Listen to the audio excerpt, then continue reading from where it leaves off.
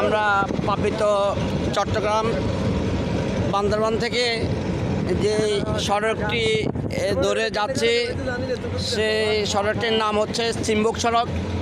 এই চিম্বুক সড়ক হয়ে আমরা যাব নীলগিরি। দুই পাশে পাহাড়, তার পাদনিশে অনেক গভীর, পাদদেশে অনেক গভীর, সব পাহাড়ি এলাকা, জটিল, খুব ডিফিকাল্ট এই রাস্তাগুলো। যেভাবে এখন এই রাস্তা দিয়ে অতিবাহিত করছি, সেখানে খুব রিস্কবল রাস্তাগুলো।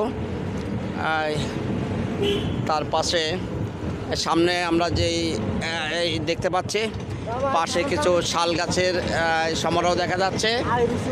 আর পাহাড়িরা এই পাশে তারা পাহাড়ের উপর আনারস, কলা এবং এখানে এই যে আনারস, আর সামনে আমরা যখন যাব সেখানে আমরা আরও দেখতে পাবো সেখানে বাঁশের ঝাড় এবং বিভিন্ন পাহাড়ি বনজ গাছ।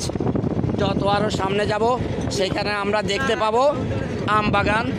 এখানে যথেষ্ট আমের বাগান আমরা দেখতে পাবো। এখনও আমরা আম বাগানে গিয়ে পৌঁছিনি।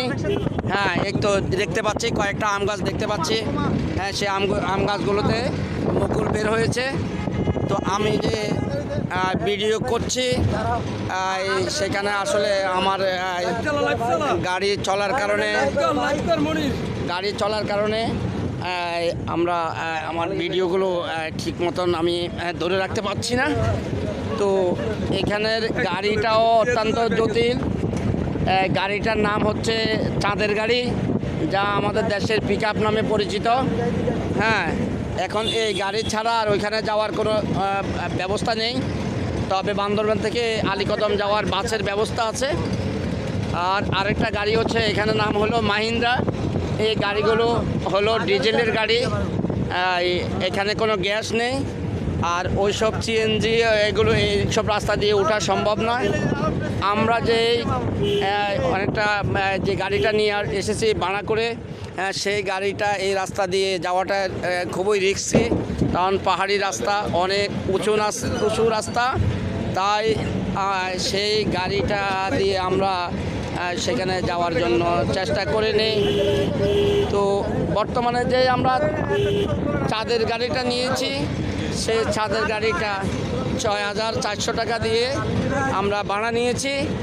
আমরা প্রথমত নীলগিরির যে স্পট আছে সেই স্পটে আমরা পরিদর্শন করব এবং তা শেষ করে আমরা চলে যাব নীলাচলে পর্যটন শেষ করে আমরা মেঘলা পরিদর্শন করে আমরা ইনশাআল্লাহ এক সময় আমরা আমাদের গন্তব্যে যাওয়ার চেষ্টা করব।